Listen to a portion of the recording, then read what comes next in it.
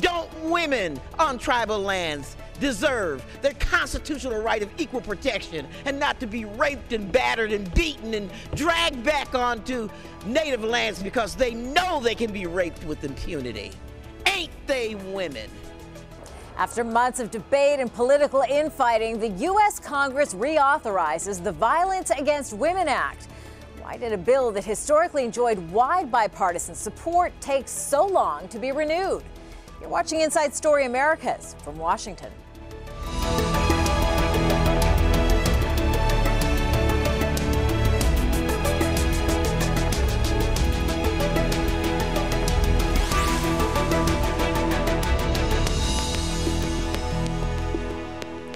Hello, I'm Kimberly Halkett.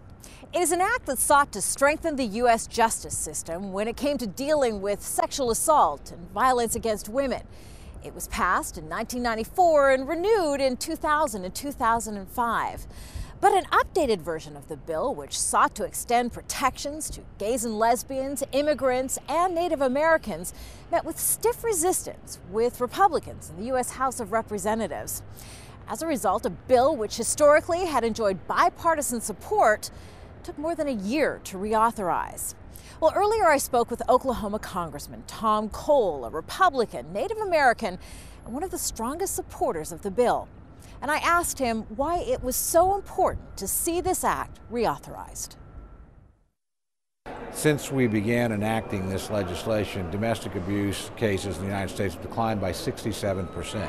There's no question there's a real correlation between the legislation, the increased focus and attention on the problem, and the resources committed to it that have actually created results. So I think this is just another step in the right direction.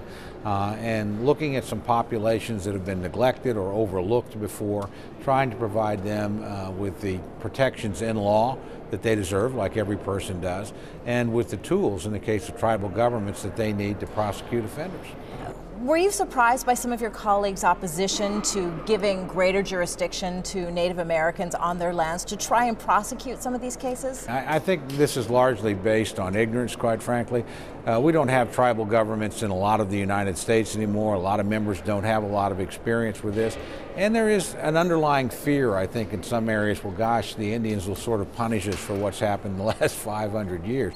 And that's a misplaced fear. Most Indian tribes and most reservations actually want non-Indians to visit and come and be welcome. It's critical to their own economic development. A lot of it's energy development, tourism, gaming, those sorts of things. But the tribal governments need to have the ability to protect their own people and police their own land.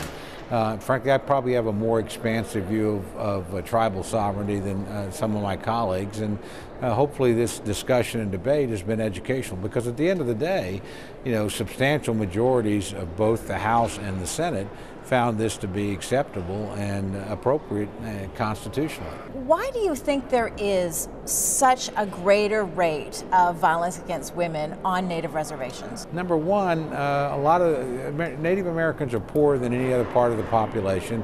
They're quite often more isolated and therefore more vulnerable. It's a long way between law enforcement officials, between police stations, prosecutors.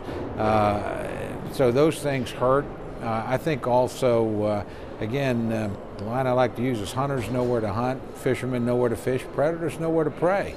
And so because the jurisdiction has been weak and law enforcement capacity limited, predators have been attracted to Indian reservations. We see this obviously in this case, but it's true in drug cases, robberies, burglaries, all across the board. We have a crime problem in Indian country. When we focused federal resources, and there's actually been a couple of programs in the last few years to do that, we've seen dramatic declines in the rates. Again, that suggests to me there's not something wrong with the people in the community. We're just not giving them the same level of protection and the same level of prosecutorial certainty that most Americans in most parts of the country can take for granted. Now, we will be exploring the impact this law will have and has had on Native Americans. But first, we want to look at it more generally. We're joined here in our studio here in Washington, D.C. by Lisalyn Jacobs. She is the Vice President for Government Relations at the Legal Momentum, a women's legal defense and education fund. And from Miami, we have Donna Coker, law professor at the University of Miami and who has worked in women's shelters in the past. Lisalyn, I want to start with you. Why did it take so long to renew this act? Well, one of the issues I think that we understand about this is that as a historical matter, the Violence Against Women Act has enjoyed a lot of bipartisan support. It was a little more complicated when we started trying to reauthorize it last year because we were in an election year. And even the most positive of issues can get bogged down in the politics in that year. So I think things became more polarized and more politicized than has historically been the case for this bill. And I just want to say that I am elated that the House has, by a large margin today, passed the reauthorization bill and that it will soon be on its way to the president. So even violence against women can become a political football, is what you're saying? Absolutely. I mean, if you recall much of the rhetoric of last year, the Violence Against Women Act became complicated and part of a protracted debate within the Congress. And then immediately after that, there was a discussion that sort of spun into the war on women and questions about, you know, who might be more progressive or might favor, you know, women's issues more broadly or more generally. And so, as I said, particularly because we were in an election cycle, things became polarized very rapidly. And unfortunately, the attempt to reauthorize the bill last year didn't reach fruition.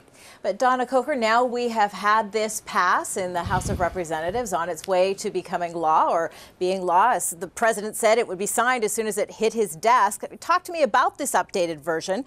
Is the law strong enough? Well, I'm not sure that I think the right question is the law strong enough? I'm a strong supporter of the Senate bill that the House passed, and I'm thrilled that it was passed. But I think that while the law deals primarily with criminal justice issues, there are many other issues that the federal government should be addressing that are directly related to the vulnerability of women to domestic violence. So I have no particular issue. In fact, I'm pleased with much that's in the Violence Against Women Act. But if the question is, are we doing enough? Clearly, the answer, in my view, is no.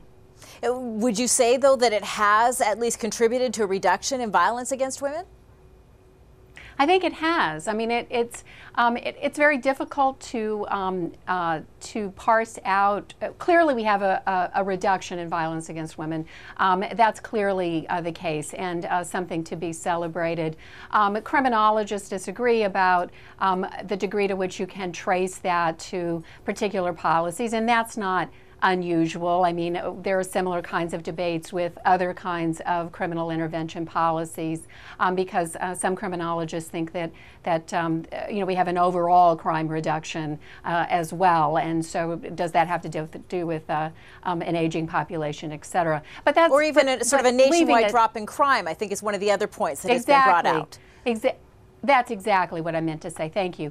But I think that, I mean, but that's not the only way to look at whether or not the Violence Against Women Act has been effective. I mean, clearly, I think no one doubts that a number of women who would not receive services, wouldn't receive support, wouldn't receive shelter, but for the federal dollars that are available in the Violence Against Women Act have been benefited by the act. In addition to that, the changes, as the congressmen were noting, in tribal court jurisdiction are incredibly significant, incredibly important.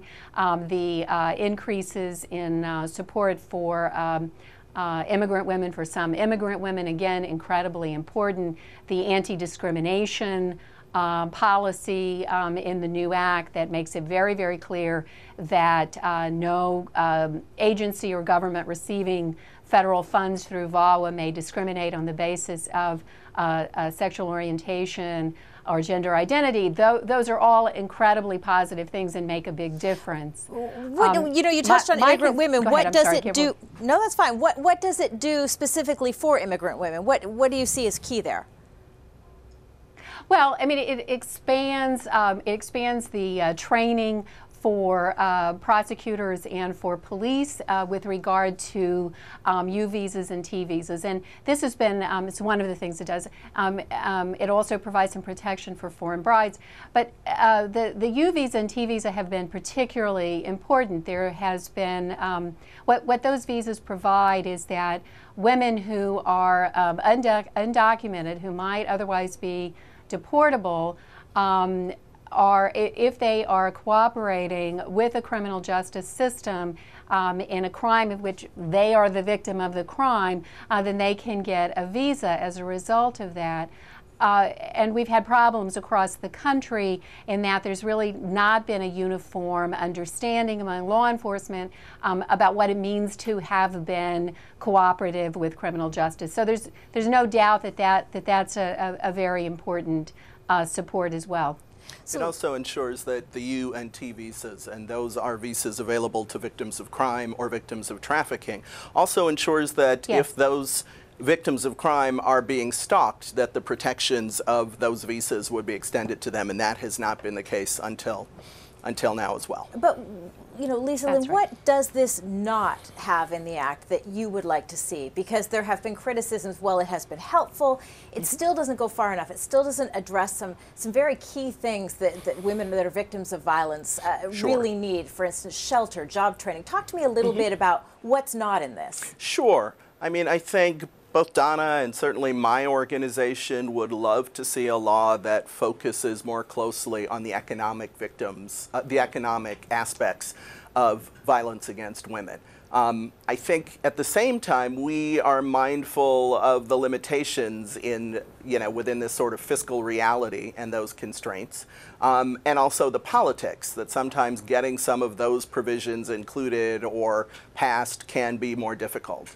For myself, we definitely like to see unemployment insurance extended to all victims of domestic violence and sexual assault and stalking. But, I don't want to lose the headline, which is that today is a day to celebrate, and we are so grateful to the President, to the Vice President, who was the champion of this bill when he was in the Senate, to Speaker Nancy, to Minority Leader Nancy Pelosi, to Gwen Moore, who I think we've seen some footage of her today, and to all the leadership, including Ranking Member John Conyers, so many of the people, and particularly, obviously, to Senate Judiciary Chairman Patrick Leahy. It certainly was a hurdle on Capitol Hill, one that wasn't expected. Now, we certainly talked about one aspect of this when it pertains to Native Americans as being the most controversial aspect on Capitol Hill for many of the House Republicans. So I want to take a look at that and talk to you a little bit about why that would be. But first we want to play something for you. We spoke to a woman in Monoma, Minnesota, who is a survivor of sexual assault and is now helping other women. Here is her story in her own words. My Indian name is Blue Stone Woman. I am Wolf Clan, and I come from the White Earth Ojibwe Nation, and I'm Anishinaabe. My English name is Lisa Bruner. I'm the Executive Director of Sacred Spirits First Nations Coalition. Sacred Spirits is a nonprofit, non-governmental organization, and our work addresses domestic violence and sexual assault of Native American and Alaska Native women. I was the victim of child sex abuse by over 16 people over the course of my entire childhood. It's not just one specific incident, it's multiple. That's the type of environment that I grew up in, was just, nonstop level of violations and, ungodly violence. Well, I think you did a good job. And then when I became a mom, I became very, very, very, very much a mother bear, and to wanting to make a difference so that my daughters wouldn't have to endure what I did, to know the life that I grew up in. But I failed on that. Both my daughters have been violated sexually. My oldest daughter disclosed that my ex-husband's brother sexually molested her. My other daughter was raped this summer. A small community as we are, she knows anybody who would have graduated, because that was one of my questions. Is it somebody that had graduated from Monoma that could have done that? No, she did not know who they were. Then that leads to me then, they were here to hunt. They were here with the intent because they used a condom. They came here with that purpose and intent to hunt, because this is a safe haven for them to come as rapists, to hunt and rape us. Tribes do not have criminal jurisdiction over non-Indians, non-natives who commit acts of violence against Indians within our own territory. So that jurisdiction falls to the feds, to the federal government and or the states. With the complexities of these jurisdictions, you have federal jurisdiction, state jurisdiction, tribal jurisdiction. It's this maze of injustice. One of the programs we have is counseling for victims of violence, and I never thought that as a mother I would be utilizing the program I've created for my own daughters. Looking back at their pictures when they were little, seeing their smiles, knowing that they were keeping those ugly secrets like I did, not telling me, and knowing that they could tell me, but I know why they didn't tell me, that that's just what innocence does. You just keep those things. That really hurt. My daughters are doing much better. I'm going to be a grandma. Yeah, and as excited and happy as I am, there's a level of sexual terrorism that we face as Native women. I mean, we as Indian women, it's a hazard to be an Indian woman. Well, for more on how Native Americans are impacted by the reauthorization of the Violence Against Women Act, we are joined by Sarah Deer, Associate Professor at William Mitchell College of Law.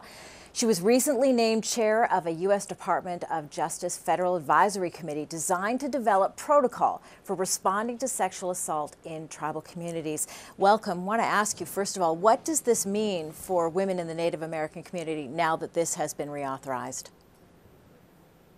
Well, it's the first time. I mean, it's an incredible symbolic victory in so many ways, because Native women have felt left behind by the Violence Against Women Act in past years. And this problem comes from a Supreme Court decision back in 1978. So it's 35 years that we finally have recognition from Congress that Native women need protection from tribal governments or from non-Native men, and put that power back in the hands of our tribal governments. Well, I want to take a look at just how Native American women are impacted by violence and sexual violence. In fact, the numbers are really quite astonishing. Numerous studies have shown that Native American women residing on Indian reservations are more likely to be victims of violence than women of other ethnicities. Now, a 2008 study found that 39% of Native American women surveyed had been victims of domestic violence in their lifetime. The National Institute of Justice says that 34% of Native American women will be raped in their lifetime. Native American women are 2.5 times more likely to be raped or sexually assaulted than women in the U.S. in general. It's also estimated that 70% of violence committed against Native Americans is committed by persons of a different race. So talk to me a little bit, Sarah, about how you hope these statistics might turn around as a result of this legislation or law. Sure. Well, right now, or as of today, tribal governments couldn't do anything when a non-Indian came into the community and committed an act of rape or murder or child sexual abuse or domestic violence. When President Obama signs this law, tribal governments will once again be able to take action in those cases. And I think for Native women, the idea that finally Congress has listened to our voices and considered our reality in drafting legislation, that's unprecedented. So it's a symbolic victory, but it's also a logistical victory for Native women. You know, we've had a chance to hear from a survivor, but I think it's hard for many of us to understand why Native American women are so disproportionately affected. I mean, why is that? Well, whenever you have the issue of violence against women, the issue of accountability becomes very closely intertwined with that level of violence. If perpetrators know that they won't be held accountable, then their actions become more violent, they become more frequent, and when nobody does anything to stop them, they find new victims. And so Native women have been left in the dark, because our issues have oftentimes not been taken seriously, and therefore perpetrators are attracted to us. They find that Native women are the easiest people to prey upon. So the accountability factor, I think, is probably the most important. She's absolutely right, but it's also that when you require Native women to rely on protection that is not at hand, you put them at greater risk. When you require them to rely on law enforcement that's at a great geographical distance, when you require them to rely on... Because they're relying on federal protections that are not always located on Native lands. Yes, federal and in some instances state, but they're not close at hand, and there are also competing resources issues there as well. So these cases often get bumped down from felonies to misdemeanors, which means they're not high on the priority list, tragic as that is to say, of the prosecutors who are supposed to be responsible. So they are not close at hand. The resources are not there. They're not being prioritized. And as a result, as Sarah was saying, they are victimized because they are available to be victimized and because they know that the predators know that no one is going to come to the rescue of these women. And yet when we hear you talking about this, many would be asking, why is that controversial? Why was it so controversial to make those resources available? Mm-hmm. I think you heard Congressman Tom Cole in his piece talking a little bit about this. Indian country is very localized. It's not everywhere. There are no federally recognized tribes in the state of Virginia, for instance. And so I think it is a problem that has been invisible to a good many members, and I think there have been concerns, as the congressman alluded to. You know, I think people have raised the suggestion that somehow abusers would be subjected to some different standards or different class, if you will, of justice. You know, I don't credence that particular perspective, but I think those are some of the concerns beyond, you know, the broader ones that Sarah talked about, the constitutional ones that have been raised. So Donna Coker, would you say then from a legal standpoint, then this is a legal loophole that has finally been closed after so many decades? Yes, I would say that. I would say that. And I wanted to just come back to what Lisalyn was saying about the politics. I agree with everything she said. I would just add this. I think that the Violence Against Women Act has been an extraordinarily successful example of bipartisan work through its several reauthorizations. And I think that in part that it may be, I think it is, because it was a crime control focused measure. And crime control kinds of responses have been the responses that have been able to garner support across partisan lines. I think some of the opposition that you saw in the House, and I completely agree with Lisalyn that a big part of that, of course, was that it was an election year.